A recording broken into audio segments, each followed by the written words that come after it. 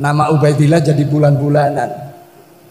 Kita tanpa Imam Ubaidillah, tanpa Alawiyah, Bani Alawi, mungkin kita tidak tahu apa-apa. Mungkin kita tidak tahu apa. Yang pertama kali bikin ilmu nahu grammar, bukan orang Yaman.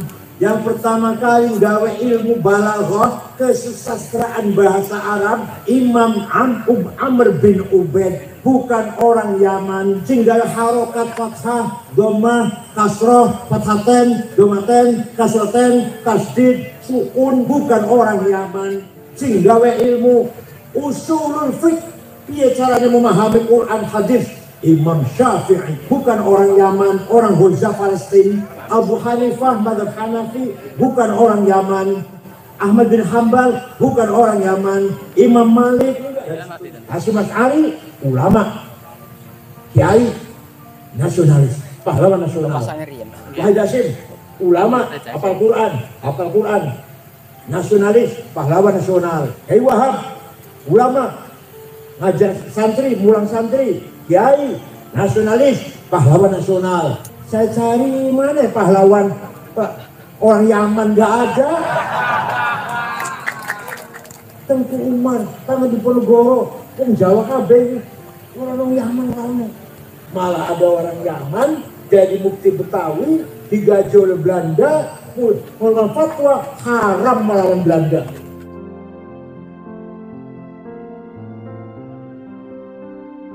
Nabi Muhammad itu orang yang himmahnya besar. Orang yang berani, Nabi Muhammad itu tidak pernah takut. Pernah diancam oleh orang Quraisy mau dibunuh. Panjang diancam langsung mundur. Kanjeng Nabi jawab, wallahi law wad'u syamsa fi yamini wal qamara fi yasari ala an atruka hadzal amr ma taraktu hatta ahlika dunah. Rasulullah diancam mau dipatahi. Jawabnya apa? Demi Allah, seandainya orang Quraisy meletakkan matahari tangan kananku, bulan di tangan kiriku, agar saya berhenti dakwah, saya tidak akan berhenti sampai saya menang atau saya mati. Ibu, himmahnya Rasulullah SAW. Panjenengan ngoten mboten? Panjenengan ngoten mboten? Nggih. Insyaallah. Tenang dah. Kanjeng Nabi diancam mau dipatahi, mau dipenjara. Jawabnya, demi Allah, matahari di tangan kananku, bulan di tangan kiriku, agar aku berhenti dakwah, saya tidak akan mundur sampai saya menang atau saya mati. Jadi kan ngoten mboten? Orang itu orang itu patah ngono gitu. Paham betul? Akhirnya apa? Hasilnya apa? Hasilnya orang imannya besar. Islam menang tidak? Islam tersebar betul? Dari Mekah tekan Ngawi, dari Mekah NTT, Trenggalek. Islam tekan dari Mekah, Islam dari Madinah, kok tekan Trenggalek. Tuh, imannya Rasulullah SAW. Begitu pula Hasyim Asy'ari. NU harus besar. Besar tidak? Coba. Punya apa Hasyim Asy'ari? Punya duit? Gak punya. Bung Karno, Indonesia merdeka, lawan Belanda dan Jepang. Punya apa Bung Karno? Punya duit? Punya bom nuklir? Enggak. Punya apa? Himmah. Punya apa namanya? Panjenengan punya wala tahinu wala tahzanu wa antumul a'launa in kuntum mu'minin. Quran ini, kalau betul-betul kamu orang beriman, tidak boleh kalah, tidak boleh rendah, harus menang. Siap? Menang itu wajib, kalah itu dosa. Iya, kata Allah jangan kalah kok, jangan kalah, berarti harus. Ayo bareng bunyi ayat ayo. Wala tahinu wala tahzanu wa antumul a'laun in kuntum mu'minin. Kalau kamu benar-benar orang beriman, antumul a'laun, di atas, menang, ojo rendah, ojo di bawah. Ayo mulai bareng. Saya harus menang. Saya tidak mau kalah.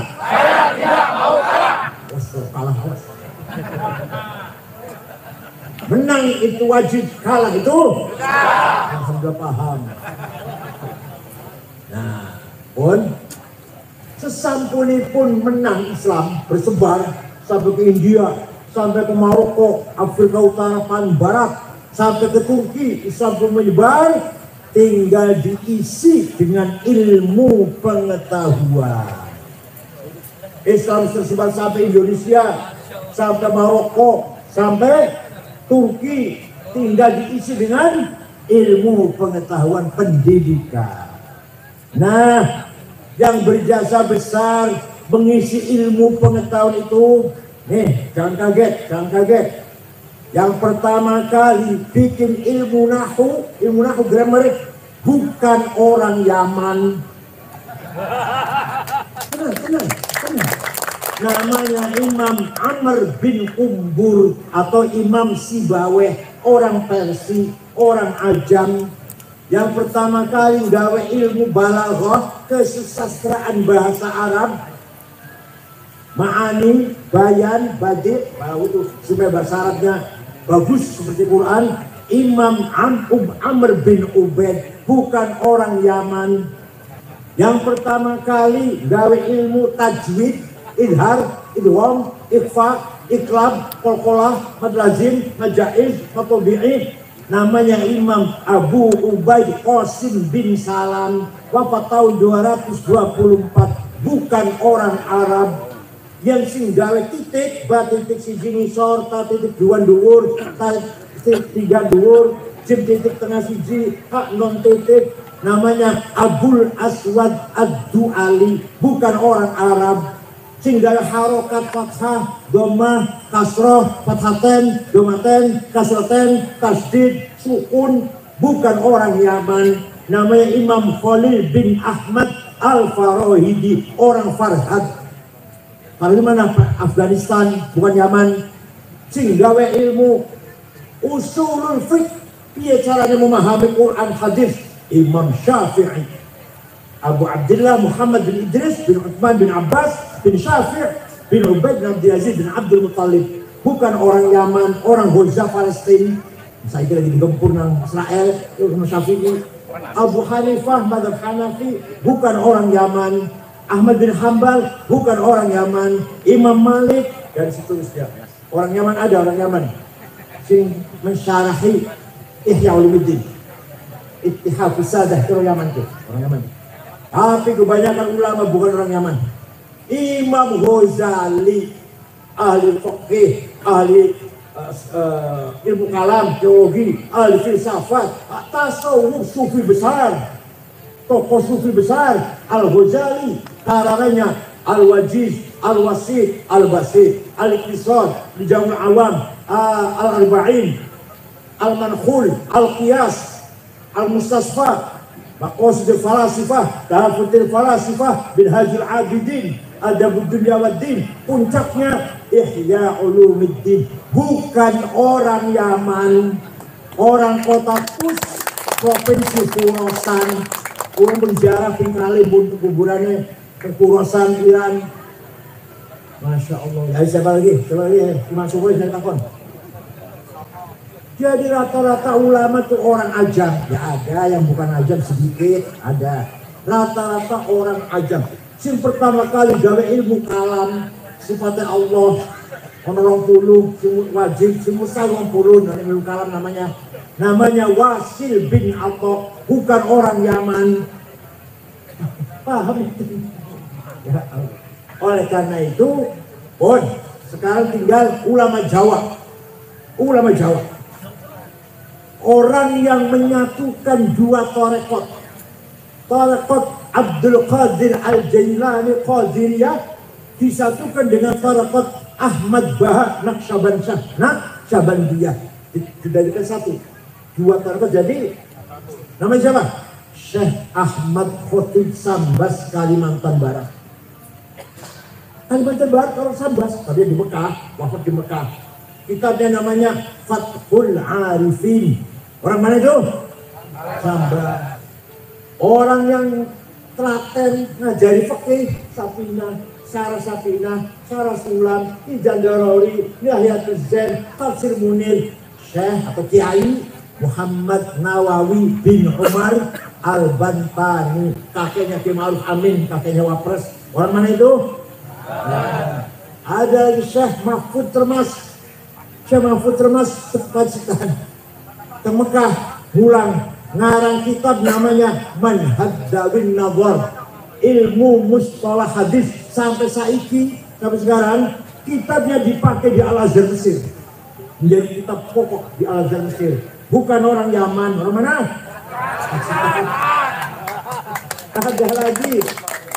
Ada lagi Syekh Abdus Somad Palembang, orang Palembang, juga ulama besar di Mekah ngajar. Syekh Yasin Padang baru wafat tahun 90, karangannya Syarah Abi Dawud 20 jilid, Tahsilul Usul, Hoyatul Usul, Ahkamul Quran 2 jilid, dan banyak sekali karangan sudah juga banyak. Yang besar Syarah Abu Dawud yang paling besar. Orang Padang. Orang mana? Bukan orang.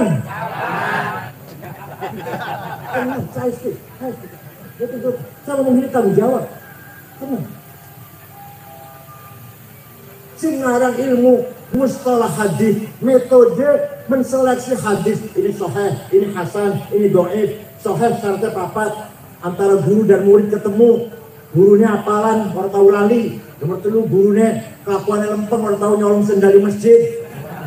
Nomor kawan adil, harus sahih. Kurang 1 hasan, kurang 2 dhaif, dhaifnya maktu, munqati, mursal, mu'allal. Sing pertama kali ngarang metode ngoten niku namine Syihabuddin Romahurmuzi. Bukan orang Romahurmuz yang punya tafsir 32 jilid, namanya tafsir Al-Mafatihul Ghaib. Saya baca setiap malam Jumat dan malam Senin di YouTube, ada di YouTube tuh. Saya baca itu tafsir paling angel. Namanya Muhammad bin Umar Fakhrul Razi dari kota Roy. Razi itu Roy, kota Roy. Di Tahran kan, di Tahran, di Iran. Bukan orang? Sing pertama kali nggak ada tafsir sempurna. Sahabat Ibnu Abbas ndamel tafsir tapi bukan sempurna, hanya 2 jilid. Sing pertama kali ulama ndamel tafsir sempurna 10 jilid. Imam Ja'far Ibnu Jarir At-Tabari, orang Tabaristani. Bukan orang? Aku cerita itu entah waktunya. Jadi kita harus cinta tanah air. Kita harus bangga dengan tanah air Indonesia dan bangga dengan para ulama kita. Nih, satu-satunya ulama di dunia yang punya jargon hubbul watan minal iman hanya dia Mas Ari. Ceritanya dia ceritanya. Jangan berdoa ceritanya cerita saja lah. Negara Arab dijajah. Mesir, Sudan, Irak, jajah Inggris. Suriah, Lebanon, Aljazair, jajah Prancis. Libya, jajah Itali. Pun jajah kabeh. Khalifah Turki, Khalifah Ottoman, waktu itu masih khalifah. La haula wa la quwata, gak bisa ngelawan. Pun sampai Khalifah Turki bubar. Sistem khilafah bubar tahun 1924. 1940. Khalifah Turki hilang, sistem khilafah hilang.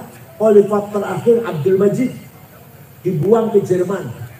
Yang membubarkan sistem khalifah namanya Mustafa Kamal Ataturk. Sawise khilafah, sistem khilafah bubar, orang Arab sempoyongan, kehilangan pemimpin. Iya. Lahir pemimpin nasionalis, cinta tanah air, nasionalis, tapi buatan agamis, buatan religius, namanya Mitchell Aflaq. Apa namanya?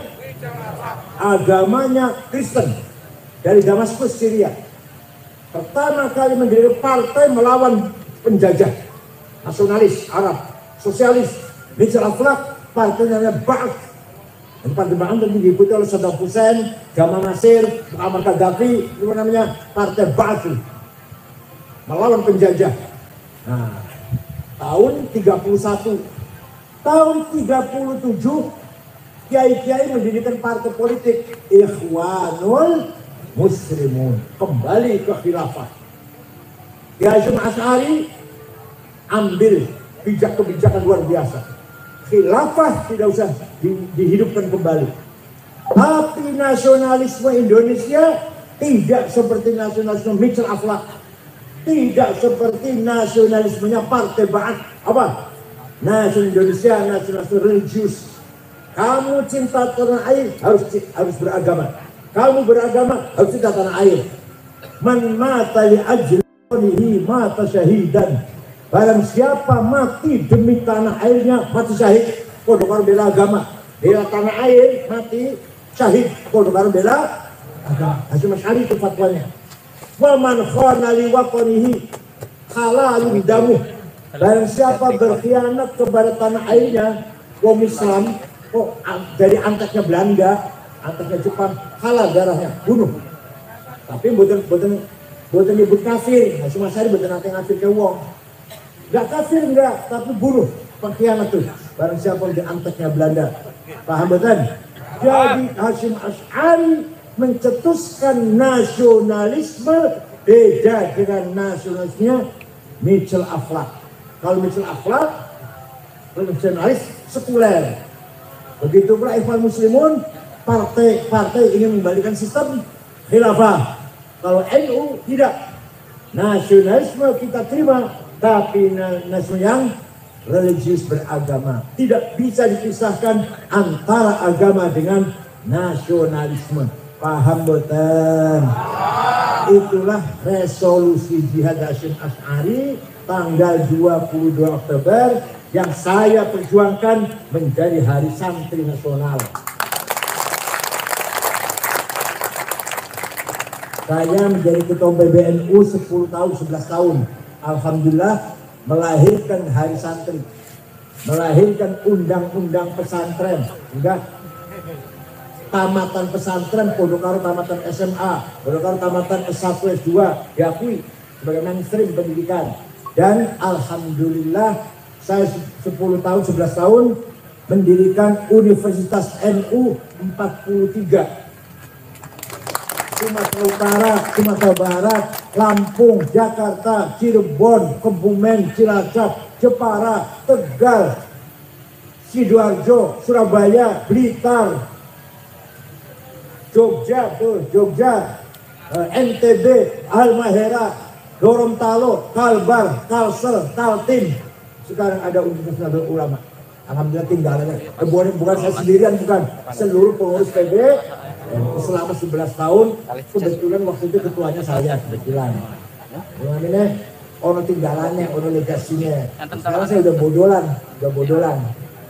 Itu demi apa? Demi mengangkat nama baik Nahdlatul, satu-satunya organisasi yang nasionalis religius. Yang lain hanya agama, tapi enggak nasionalis. Yang nasionalis tidak beragama, tidak memperjuangkan agama, tidak memperjuangkan agama, hanya nasionalis semua mon. Kalau ini enggak, Hasyim Asy'ari ulama, kiai, nasionalis, pahlawan nasional. Wahid Hasyim ulama, hafal Quran, nasionalis, pahlawan nasional. Gus Dur ulama, ketua PBNU, kiai, nasionalis. Kiai Wahab ulama, ngajar santri, mulang santri, kiai, nasionalis, pahlawan nasional. Kiai Zainal Arifin itu dari Sumatera Utara, pengurus NU waktu itu, pahlawan nasional, menjadi wakil Perdana Menteri waktu zaman Soekarno. Kiai As'ad Syamsul Arifin, ulama, nasionalis, pahlawan nasional. Paham betul? Kiai Zainul Mustafa, Singaparna, Tasikmalaya, dipenggal kepalanya oleh Jepang. Singaparna. Kiai Hamid Rusdi, Malang, sama menjadi nama apa? Nama jalan, nama pasar, nama terminal, walaupun belum pahlawan nasional, dibunuh oleh Jepang. Kiai itu. Kiai Ilyas Lumajang dibunuh oleh Jepang. Kiai Hasyim Asy'ari dipenjara oleh Jepang sebulan sampai tangannya apa? Jemper ya, tangan jemper. Ditemani oleh santri dari Cirebon, bukan dari Ngawi, bukan dari Cirebon. namanya Kang Solihin namanya, yang menemani penjara. Kang Solihin sama mukanya remuk lah, tempelengin. Kiai Mahfud Siddiq Jember juga di tempelengin Jepang, mukanya sama berdarah-darah. Kiai Mahfud Siddiq ketua NU. Saya cari mana pahlawan Pak, orang Yaman nggak ada.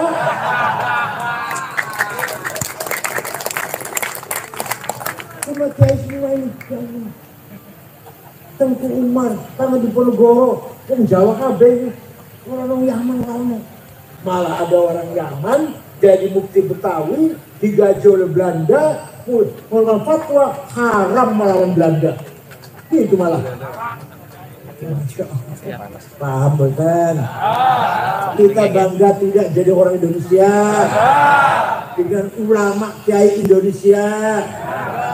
Alhamdulillah. Dengan pesantren paham betul, anu bangga betul. Yang ahli bahsul masail, kiai Jawa. Ayo, sama ningali. Yang bahsul masail, orang-orang nyaman. Kiai Afifuddin Muhajir Situbondo, Kiai Afif Erjoso itu ahli bahsul masail. Almarhum Kiai Azizi Hasbullah Blitar. Kiai siapa lagi? Dari Malang tuh Kiai Farihin. Kiai yang ahli bahsul masail. Simpel itu. Hukum iki piye, Om Dino jawab selesai. Itu kiai Jawa semua. Paham betul. Oleh karena itu kita kembali pada Al-Quran. Apa Al-Quran? Inna akramakum indallahi atqakum. Yang paling mulia bagi Allah menurut Allah yang bertakwa. Ada orang kelakuannya baik, bertakwa, soleh, buang Belanda, buang Cina, buang Ngawi, buang Arab, kita hormati.